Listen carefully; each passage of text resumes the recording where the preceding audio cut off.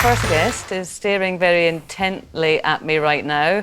I don't know whether he's reading my mind or he's looking at the funny hair that grows out the mole in my neck. I will ask him in a tick. But first, let's see him do what he does best. Stop it. Rove, name any country. New Zealand. In Europe. Spain. Spain. Really?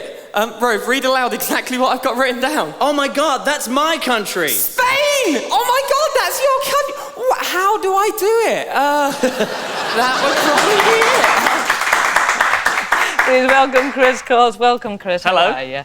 I was sitting thinking, think of a really smart question to ask, but I can't. How do you do that stuff? I do.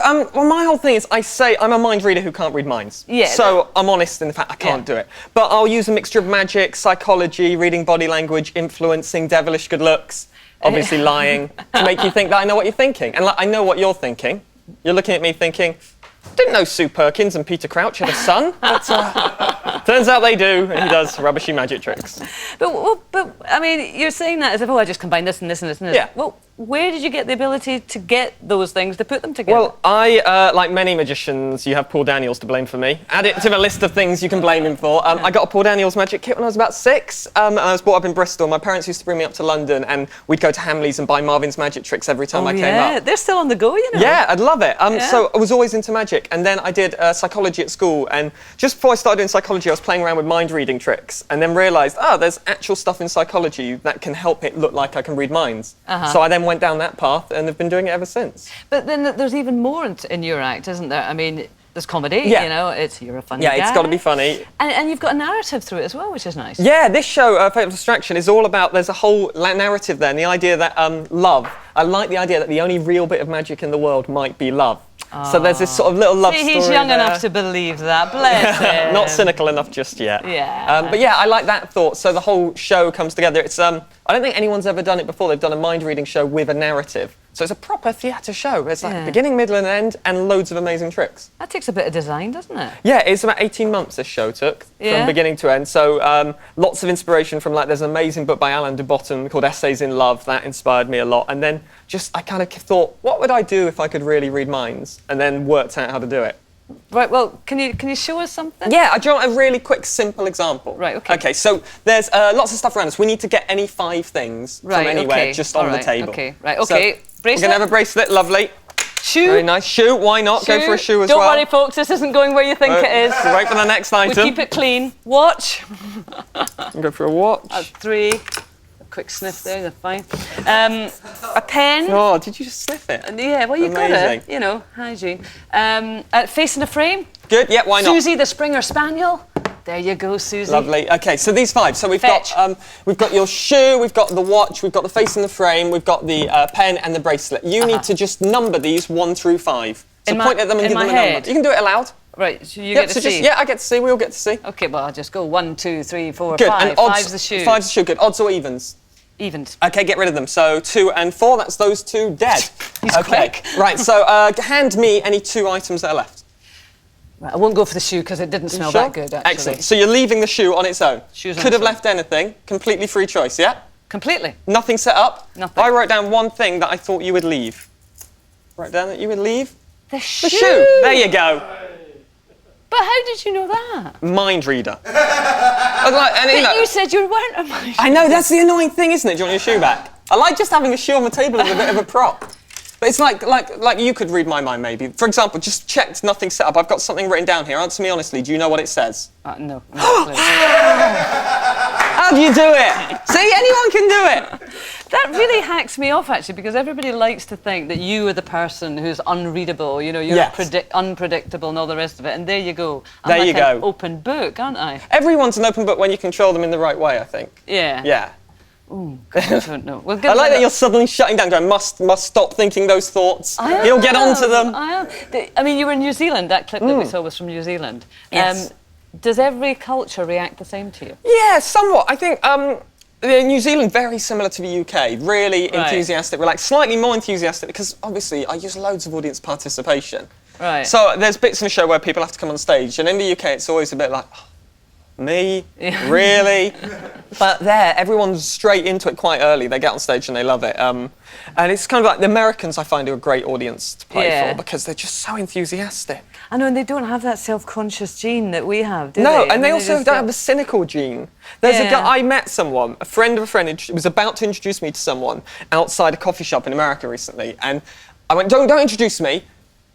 Hi, nice to meet you. Just think about your name. I'm a mind reader. I'll work out what your name is. So I proceed to work out his name and blow his mind completely. They're all called Chuck. Yeah, well, it wasn't. His name was Johnny, but he'd just come out of a coffee shop and was holding a cup of coffee facing me with his name written on it. Thought, well, I'll go for this. Actually, when you said his name was Johnny and he just came out of the shop holding it, I really wondered where you were going to go. But he didn't. Thank goodness. That's good. In New Zealand, I believe there was one lady. I'm trying to buckle my shoe up now. It's nice. That was very. I'll leave it. That was very enthusiastic. She kind of grappled. Yeah, I got this was. I was very careful this year in New Zealand. This 2 years ago this happened. This year I put a no hug policy. Because after the show I give out I love Cox badges because I love a pun. And people come up to me and they give me a hug. And I'm like, oh great. And now this year no hugs because 2 years ago a girl hugged me and broke 2 of my ribs. Really? Wasn't even a big hug, just a hug. My goodness. Yeah, I'm that fragile. Oh, look Just at snap. you. Any more tricks? Yeah, I'd love to. Go All on. right, let's try this. This is a copy of just one of those listings magazines. What I'm going to get you to do is give you a little present first. What's that? It's a Chris Cox flyer. Oh, what's it say? One of the most look. exciting entertainers in Britain. The Guardian. Shut up, Kate. It's embarrassing. Good. On at the E4 Udderbelly in London South Bank next Tuesday. Quiet with you. Okay. What you're going to do is you're going to stab it about halfway into this programme, leaving half of it sticking out. I don't stab, I insert. You insert. Okay. Insert it, and imagine inserting it in someone you don't like. Right, you got your eyes shut? No, I can look. It's fine. Are you sure? Yeah, as long as half of it's sticking out, we're all right. All right, there you go. Good. God, this is so Your mind did that, not mine. Ooh. Good. Excellent. Did you imagine stabbing someone in particular, or inserting, or did you just go for it and thought, well, we'll just see what happens? It was a random insert. Random insert. Okay, good. We've got a page here all about restaurants. Okay, good. What I'm going to get you to do is just sign your name on this page. I'll let you lean on it. On here? Yeah, this means I can now eBay it later and make thousands. All right, so what we're going to get you to do is, do you mind standing up? No, I can do your that. shoe back on for standing up. Right. Just realised my old microphone's falling off. So what I'm going to get you to do is have a look into the distance and start to imagine a small circle about the size of a 5p piece just glowing in the distance. Can you see that? Yes, I Yeah, can. good. Brilliant. That worked well. What was in your drink there? Perfect. I know, you're fine. Look in the distance. Okay, you look a little bit nervous all of a sudden. Do I? Don't worry, I'm not going to do anything to embarrass you, all right? All right, Take off your clothes. No, look into the distance, see that small circle. Can you see it? I can see it. Okay, take your hand out and imagine drawing it in the air. Imagine drawing that circle. Yeah? Okay. Yeah, keep drawing it. Yeah, I'm drawing it. Very good. Right, take the pen you sign your name with and draw it in the air. Perfect. Take the magazine, your signature's still on your page. Hold it right here and hold the magazine with this hand. Hold the magazine with this hand. Well, which hand do you write with? This one. Okay, so hold the magazine with that hand and Okay. place both behind your back. But don't let the pen touch the page just yet. In a Okay. second, on the count of 3, you'll draw that small circle onto the page. Are you ready? Will I? Yeah, when you're done, you'll have a look. You'll see if you've circled any words. If you have, brilliant. If you haven't, we are going to go through this all again. So, no pressure. Time limit, here we go. 1, 2, 3, draw that small circle on the page. Whenever you're done, tell me. You done? I'm done. Okay, I'll take the pen. You have a little look. Have a little look at your page and tell me, have you managed to circle any words, yes or no? Oh, God, it's small writing, isn't it? It is. Yes, I have. Yes, you have. Good. Very successfully, I have to say. Oh, perfect. Can you remember the words you've circled? Yeah, I can read. Okay, good, excellent. Always got to check. I've been in that situation many a time before. Can you remember the words? What are words?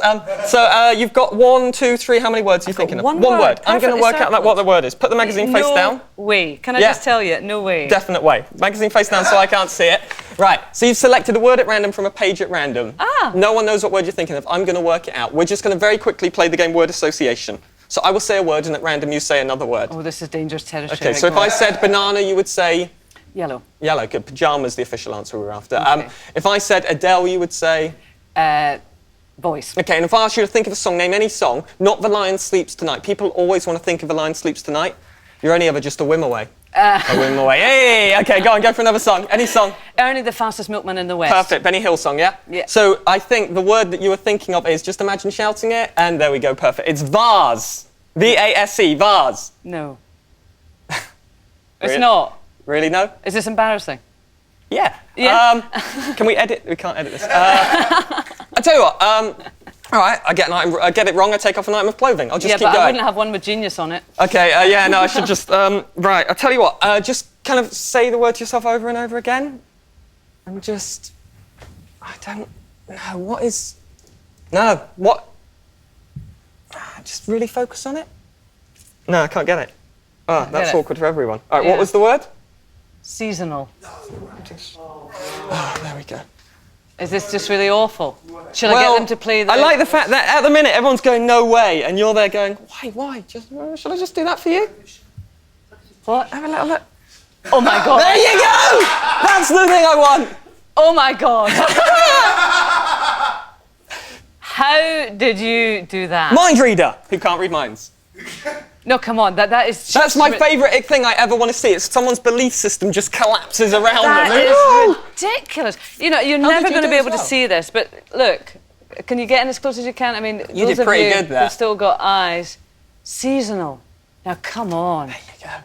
That is remarkable. Do you want to burn me really- now or later? Yeah, get that cross to set up there. I'm coming for it. Oh, right. Well, you know, that's just completely flummoxed me. We're going. We're doing cakes next. Do you like cakes? I love cakes. What kind of cakes are we making? You're going to make tiffin? Oh, he's a good boy. Read the script Stick around. earlier. We have Claker Penny. You deserve a slice of cake.